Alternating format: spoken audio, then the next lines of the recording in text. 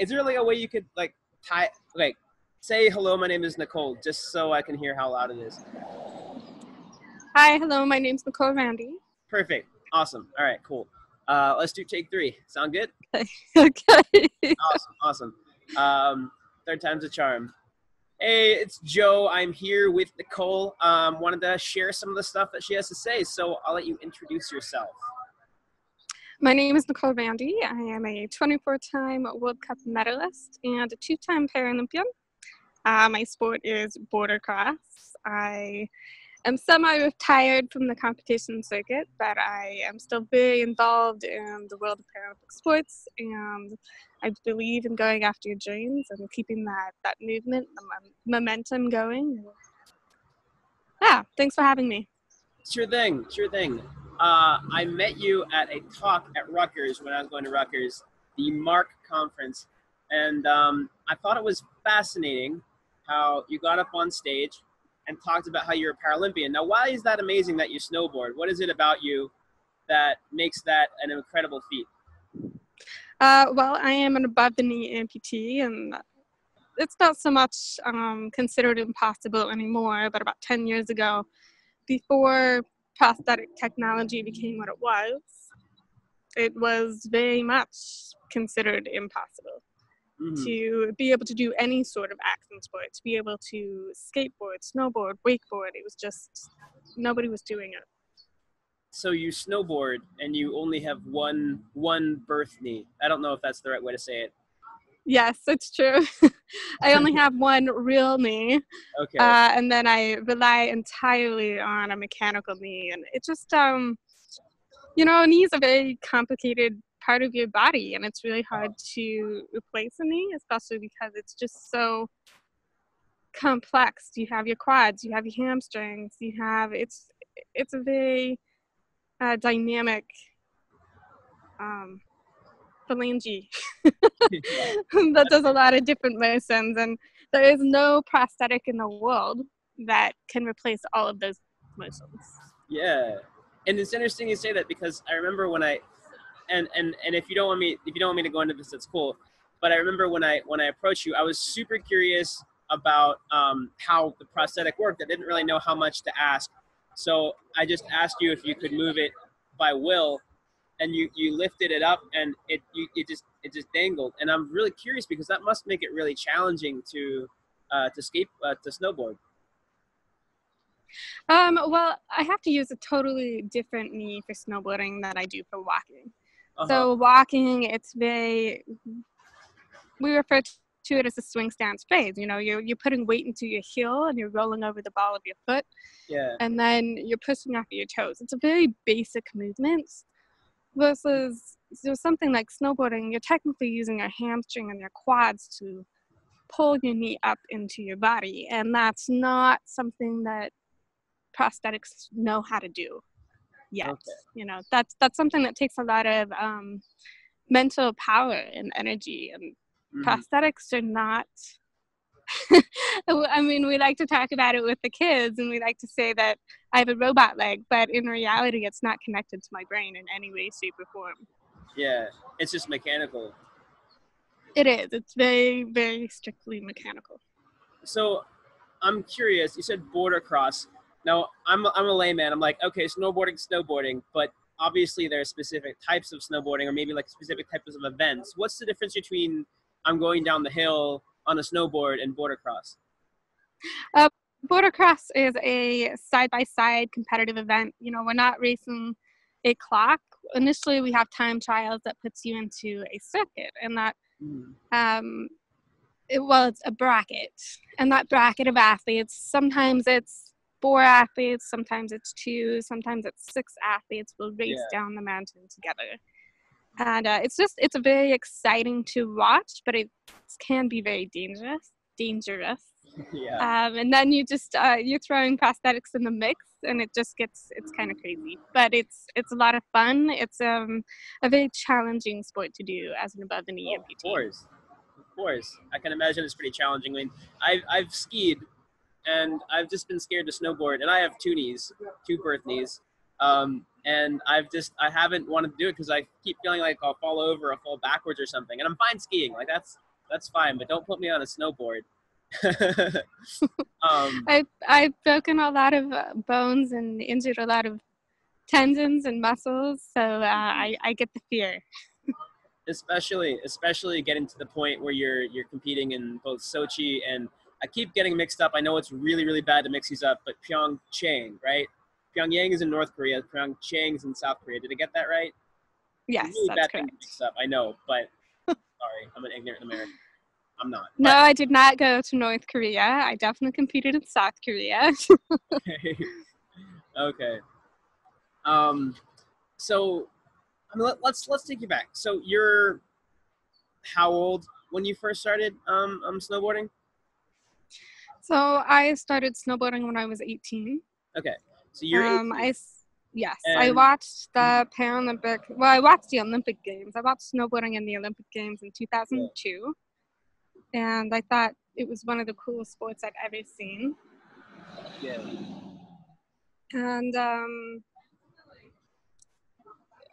like I said earlier, no one was doing it. It was impossible. So I waited 2 years from that time before somebody gave me a chance to at least try. Yeah. So you watched it when you were 16. You're like, I really want to do this. I did. I mean, it wasn't the point in my life where I was like, oh, I want to do that and I want to go compete in the Paralympics. It was just, I want to do that. And then it just kind of started growing and growing and growing. It did. It evolved. I think, when you find something that you really love and you dedicate yourself to and you throw yourself into it, it just keeps growing and becoming bigger and a bigger piece of your life. Yeah. So what was it about snowboarding that you loved? Was it like something about snowboarding in general, or was it like also about how the fact that you were snowboarding was kind of amazing in and of itself? Snowboarding has this whole culture around it. It's a fun sport. You go out on the snow and it's beautiful, and it's just there's this sense of freedom as you're, coasting down a mountain. Gliding, and initially it was kind of this escape from. It was almost an escape from my disability, because there were so many ways that my disability was kind of limiting physically, and I don't race up and down the stairs. I walk slowly up and down the stairs. And being a young, being 18 years old, that can feel a little limiting sometimes. With skateboarding, I've never really been confident on a skateboard, so that's not something I ever got into. But so it was just such a fun, enjoyable. I don't even know how to describe it. I know, there's just a passion about it. It's thrilling. It's beautiful, and it's also you're going fast. And you're like, oh my god, I'm going fast, and it's really cool. Yes, there's some adrenaline involved with it as well. That's definitely how I feel when I'm skiing alone. I haven't done that probably about a decade. I haven't been in skis, but that's just something that I think is kind of cool. It's just your determination. And did you like when you started? Why didn't anybody let me? Like, were you confused, or were you more like, I'm gonna do this anyway, kind of thing? It was such a complicated process just trying to get me on a board. And go down the mountain, that it wasn't something I was prepared to take on by myself. It's a big.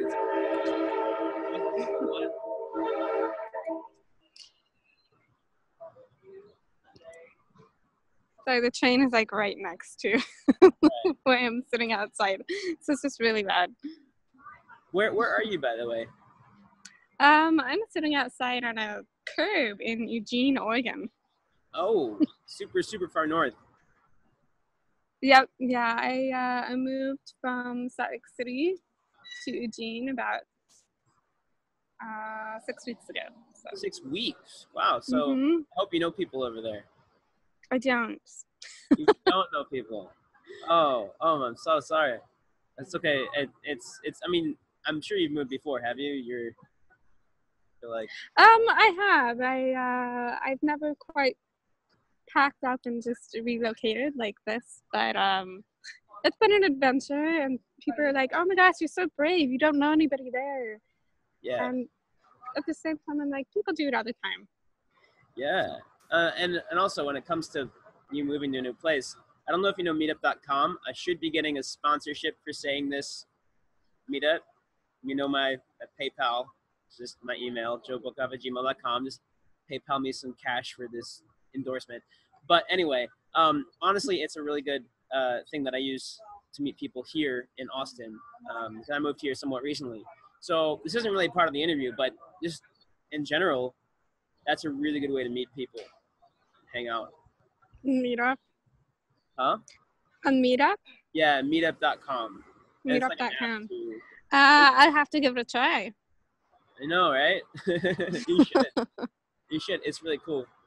And that's one thing that I thought was interesting because, you know, when you're on stage, you're kind of everyone in the audience. They're not really. I mean, they're there with you, but they're also kind of intimidated. Like the fact that you're raised up talking to them is kind of like puts you on a pedestal.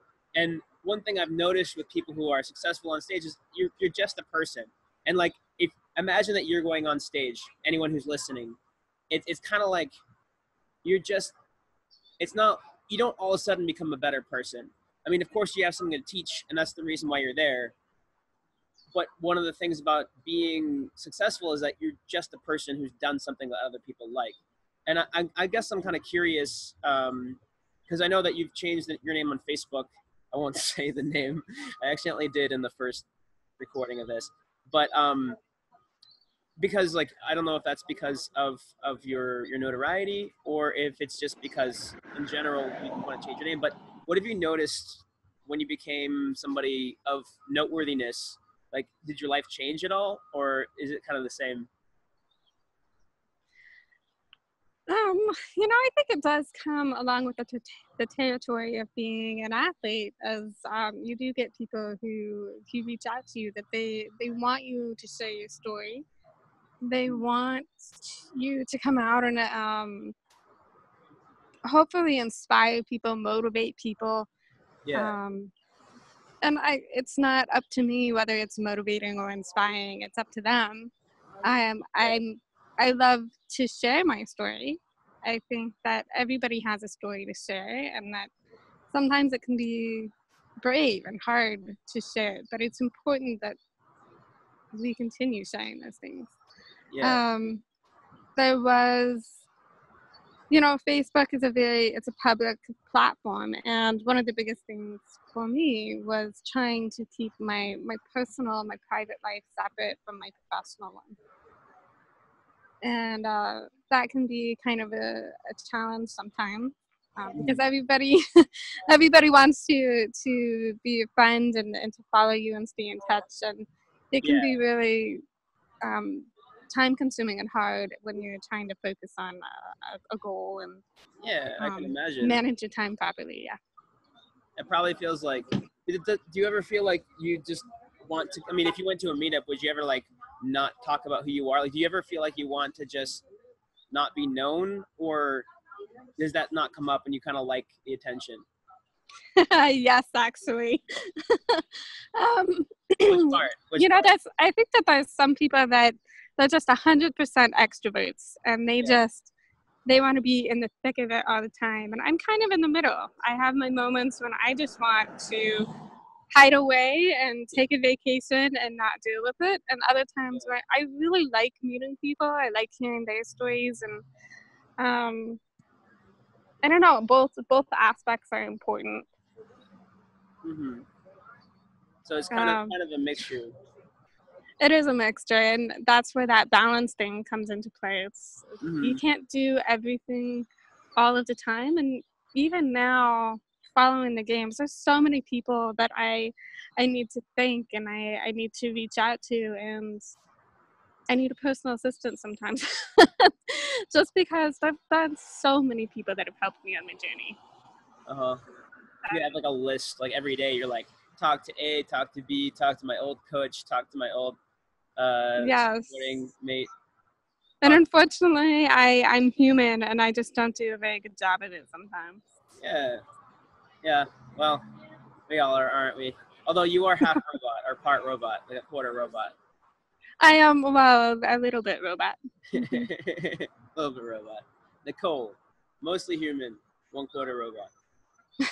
1/4 robot. I like that. I should put that as the headline for. That's a slogan. Okay. That'd be perfect. So you also talked a little bit about digital marketing, and you said that snowboarding doesn't always pay the bills, and sometimes you gotta do some other stuff. I hope that's not too personal, but I am curious about why digital marketing. No, I mean, definitely not too personal. I have people all the time asking me, "Oh gosh, that's the most amazing life." And like, yes, it's amazing, but it's also expensive. And as a Paralympian, the majority of Paralympians are just struggling to compete every season. Can you put that? Struggling to kind of pay those bills and stay on top of it all. Especially because the prosthetics and the equipment can be far more expensive than, say, being an able-bodied athlete. It's just, there's a lot more that goes into it. Yeah, and then they pay for traveling though, but the actual, like, do you wear a different prosthetic to go to sport than when you're just walking up the stairs? Yes, I do.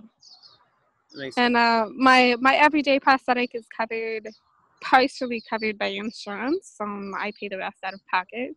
Okay. And I don't know if people know this, but that prosthetic almost is completely replaced every 3 to 4 years. So okay. It is like buying a car every 3 to 4 years. Wow. And if it's not covered by insurance, you're left with that bill. Yeah. So I have worked almost full time through my entire athletic career, and I don't think that that's something a lot of people realize. And that's just where it can be really hard to balance the two. And that's where digital marketing, it's part of my life. It's a necessary thing. And I learned it kind of on the job, I guess, because I needed it both for work and personally and professionally. Oh, that's true. So you need the skills yourself, of course. Yes. Yeah. So it comes with the territory, and luckily I do enjoy it. I like digital marketing. I grew up coding on a computer. My brother was always really into computers, and I just kind of joined him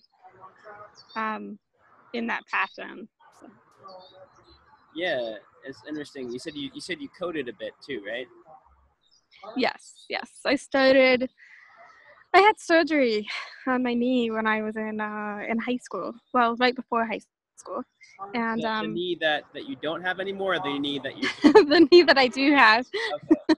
I'm sorry, I don't know how to approach the subject and how sensitive it is, but I just want to... I'm not sensitive about it. It's, I've been talking about it for most of my life, so. Yeah, I don't want to be like, I don't know. It feels like I kind of have to tiptoe a little bit. Right. And I get that, it's so normal to me to talk about my prosthetics and surgeries and hospitals and cancer that I forget how strange it might be for other people, because it is just normal conversation to me. It's like talking about a cheeseburger. Cheeseburgers are pretty great. Do you like it with cheeseburgers with bacon? Cheeseburger is a protein. Like with bacon, put bacon. I love cheeseburgers with bacon. They're awesome. But I mean, that's a very normal topic for most people, is that's kind of how I feel about talking about my prosthetic. Okay. Well, everybody's normal to talk about to me as talking about a cheeseburger. Well, then in that case, where'd your knee go? What happened? What was that? And in that case, where did your knee go? What happened when you were little? Oh, so I was diagnosed with cancer when I was 8 years old. Uh-huh. And I went through about a year and a half of treatment and chemotherapy, and the doctors initially were... Sorry, the train. The train is trying to mess up the interview. Carrying prosthetic across the country and its cargo. That's the passenger train. It's very loud. Okay. What was I talking about? Oh, initially, you go through a bit of chemotherapy to make sure that your tumor can respond to that chemotherapy. Mm-hmm. If it does, then the doctors know that you have a good chance of surviving. Okay. And that's when they came back and they said that my best chance was to amputate my leg. Wow. And my mother left, so I'm 8 years old, and my mother left that decision to me.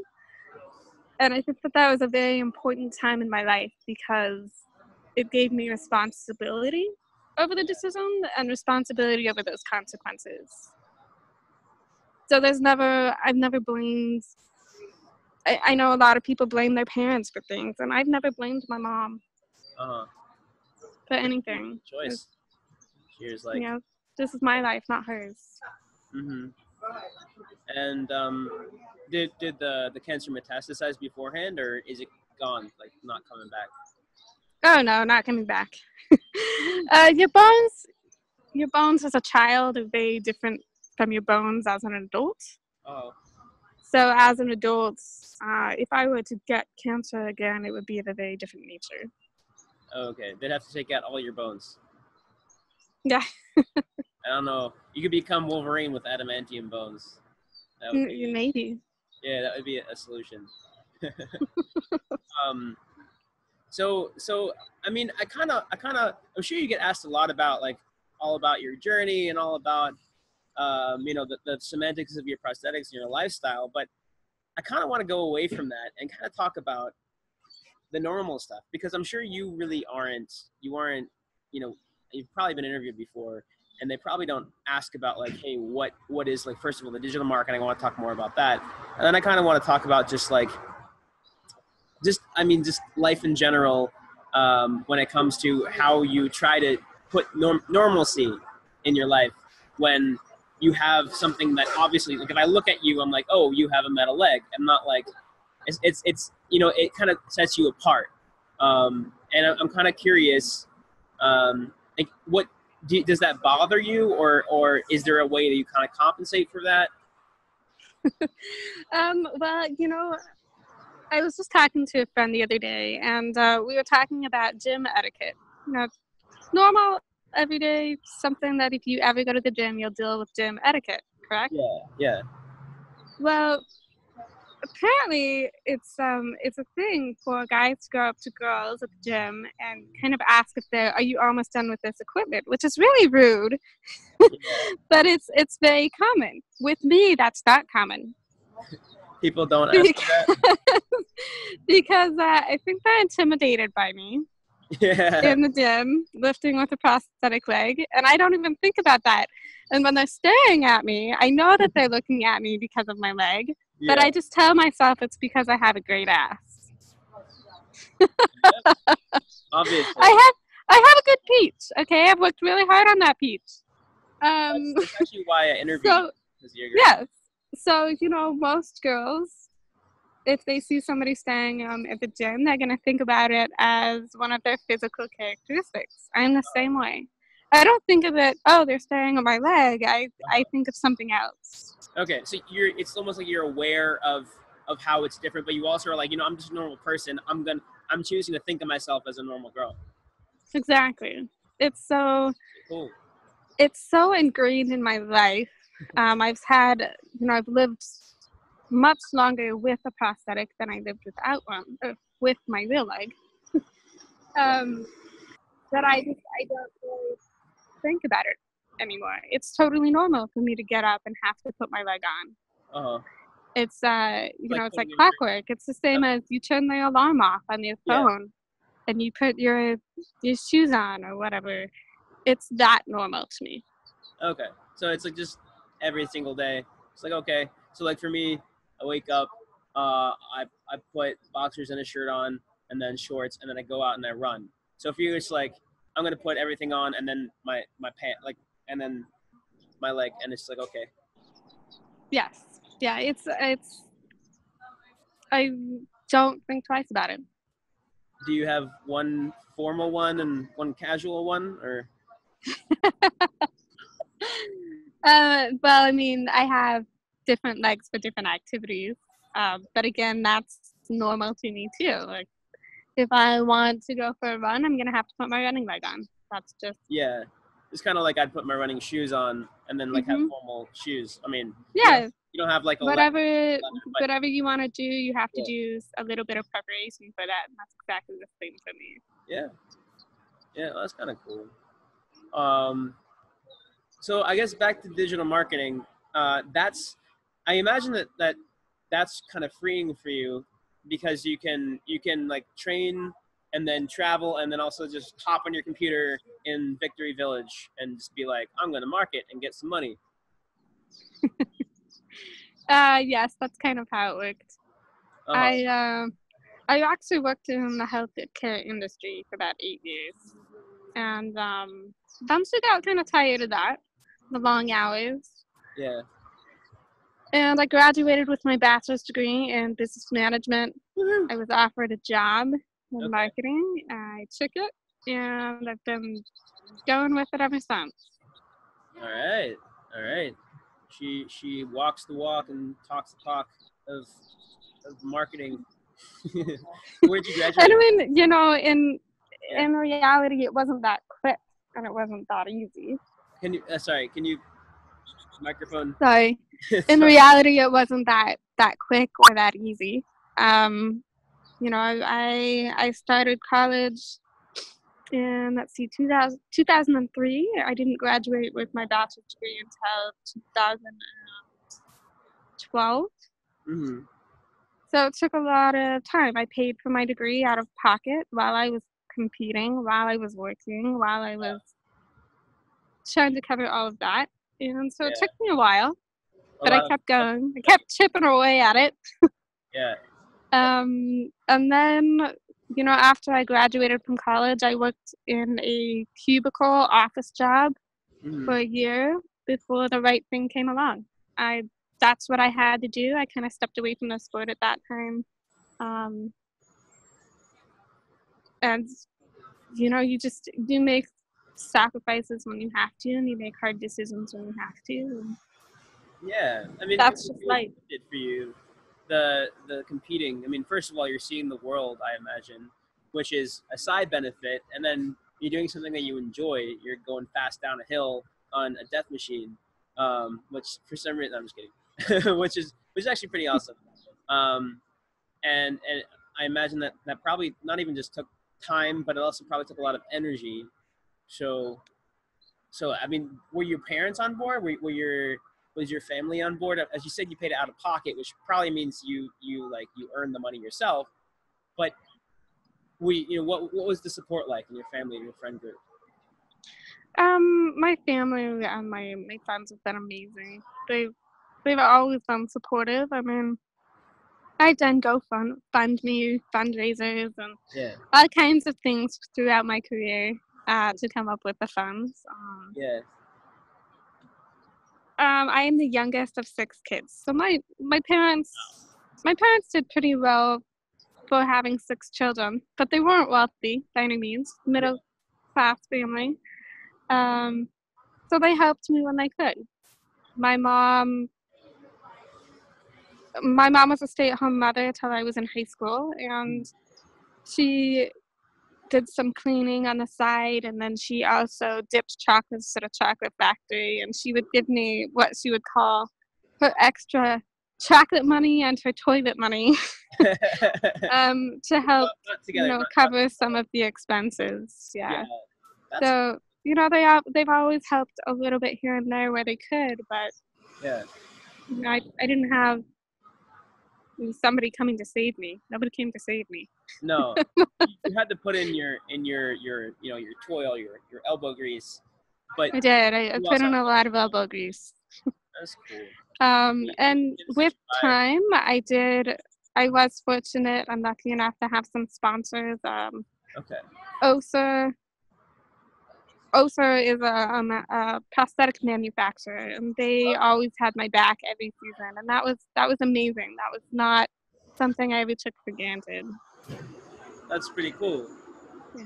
I'm sure that helps. Did they reach out to you, or did you go asking like, "Hey, I want somebody to help me snowboard. I've been a good snowboarder. Do you want to advertise your stuff?" Like, I'm kind of curious how that relationship was formed. It was kind of both. You reach out and you form a relationship with a brand and with a company, and in time, sometimes that develops into something more. Eventually, one day I got a call from the team manager, and she said, "We want to sponsor you." But that was many years later, after kind of nurturing and embracing that relationship. Oh, okay. And you're like you'll do that. For a while. Yeah, you'll do that with you'll form relationships and bonds with a lot of companies and friends and family. Yeah. And a lot of times it doesn't pan out into anything, and you have to be okay with that, because sometimes it's more about having that connection than it is actually getting something from something physical from that relationship. You never know when somebody's going to be there for you, or when you're going to need to be there for somebody else. Yeah, so just keeping the connection alive, and not having like a person be a means to an end, but having, I guess, an end be a means to a person. If that makes, like, you're just trying to that's a roundabout way to say it. Yes. Yeah. Like you're connecting with people who might be of help, and genuinely trying to be there for them, and then at one point there'd be an opportunity for somebody to help the other person, hopefully. Correct.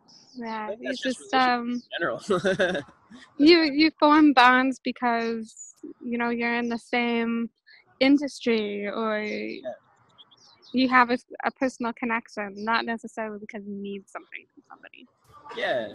On that note, I actually had a housemate for a while when I was freshman and sophomore in college, about 3 years actually, and he was deaf in both ears. He had very, very little hearing when he had his hearing aids in, enough that if I said something simple, he could read my lips. But he pretty much was not able to hear. And I know that in the deaf community, they're very close-knit, and they're very, very close to each other. It's kind of like, if somebody else is deaf and you're deaf, it's like you instantly have a connection. I'm kind of curious how the prosthetic industry is. Is there like a sense of connection when you meet somebody else who has a similar prosthetic, or is it like, absolutely? Okay. Absolutely. I think a lot of people, they go through a very traumatic experience when they lose their leg, whether it's an injury, whether it's disease, no matter what it is. But I don't know if they realize that the community that they've just joined, because we are a very interesting community, and if you make a goal that's bigger than just walking out the door, there are a lot of people that are going for a goal just like that, and we're here and we want to support each other, and it's really an incredible community to be a part of. I can imagine. So I feel like I've gotten a good picture of you and a good picture of just your journey for my subscribers and readers. I'm going to put this on Apple Podcasts and on YouTube and on my website. Also, I'm starting the SoundCloud, but I'm curious if you have anything you want to say to people, you have anything you want to talk about? Ah, anything question. I want to talk about? Um, I don't know. I'm kind of in a transitional period in my life right now. I just Yeah. spent, almost 12 years working towards the Paralympics and just this one dream. And now I'm in a place where I don't know that I'm going to compete in another games. Can you say that one more time? It's a little quiet. Yeah, that I'm in a place where I don't know if I'm going to compete in another games or Sure. not. I wasn't really enjoying the competitive circuit like I used to. I've just I think in my heart I just want to have fun again. Yeah. Being in the competitive world, it's great, but it's also really challenging and it can be really hard. Yeah. Because there's a lot of factors that you don't have control over. Mm-hmm. You don't always get to choose where you're traveling, how you're getting there, what you're eating that day. Yeah. There's a lot that ends up getting planned for awesome you. creme brulee. Even though we're in France, you have to eat this crappy like protein shake stuff. Yeah. So I'm kind of at a point where I kind of got tired of being dictated to, and I want to live my life on my terms for a little bit. Yeah. And I don't know what that means in the long run. That's okay. I don't have a huge plan at the moment. And I think that that's important for people to know, is that you don't have to know what it is that you want all of the time. You don't have to be going after something like full throttle all of the time. Sometimes it's okay to just sit back and enjoy your life. Enjoy the people that you're around and the people that you love, and that can be plenty. That's well said. I have one last question for you. Where do you put your medal? They're in a storage unit. What? They're in a storage unit 2 states over. Give it to me. I'll wear it. Right. No, I used to have a shelf in my office. My dad made this shelf, and all the trophies went on the top, and all the medals with things on the bottom. It's a really cool shelf, but it's all packed up in storage right now. Okay, you're just moving on, and you're like doing something new in your life. So it's not really. It's like this is like old Nicole, which I might put on the mantle when I'm old and gray. But right now, I want to move on, kind of thing, right? Mhm. And a lot of Olympic and Paralympic athletes just put their medals in like a safe somewhere. Yeah. They don't, they're not wearing it all the time. That would be a bit false. That'd be a bit like cocky. Be like, yeah, I won this last year. That would be a little odd. Yeah, like you go and get a coffee. Like, guess where I got this? Nah. No. Yeah. But we do. The one thing that I have that I really cherish is that everybody that competes in the games, the Paralympics and the Olympics, is to get a game ring. A game ring. They get a game ring, and it just reminds you of what. It's something that you can have with you. Yeah. Almost all the time. That reminds you of the work and the sacrifice that you did and went through, and that you had the opportunity to ride and represent your country, and that's something that I have, and that's more what I hold on to. I have that ring. That means a lot to me. It's like a way that you can keep a memory tied to something physical, but also not like in a way that's like super cocky and awkward. It's just like, I have a ring and it feels comfortable to wear it, kind of thing. Yes. Yeah. Not to downplay your achievement. It's an awesome achievement, and I don't want to downplay that at all, because that's really impressive. But I think we're on the same page. Cool. So I think that's it. If you haven't yet, subscribe to this podcast and our YouTube channel and or my website, wherever you are reading and or watching and or listening to it, for more stuff like this. And I'm excited to show you, to send you the links of all stuff and see what you're doing in the future. Thanks so much, Joe. It was fun. Ciao.